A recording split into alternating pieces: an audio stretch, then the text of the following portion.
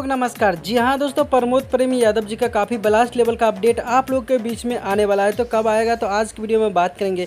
तो गाइस आप लोग वीडियो को लास्ट तक देखेंगे तभी समझ पाएंगे कि प्रमोद प्रेमी यादव जी के गाना कौन से चैनल से रिलीज़ किए जा रहे हैं। तो चलिए गाइस आप लोग को बता रहे हैं और गाने वीडियो को शुरू करते। जी हाँ दोस्तों, बता दूँ प्रमोद प्रेमी यादव जी के गाना काला तिल, जी हाँ दोस्तों, इस गाने को प्रमोद प्रेमी यादव जी ने गाए हैं और सोनू सुधाकर जी ने इस गाने को लिखे और म्यूजिक से सजाया है आर्या शर्मा जी। भाई लोग इस गाने के जो है आप लोग के बीच में कल सुबह में 6:15 में इस गाने को फुल वीडियो रिलीज़ किए जाएंगे गणनायक फिल्म यूट्यूब चैनल के माध्यम से।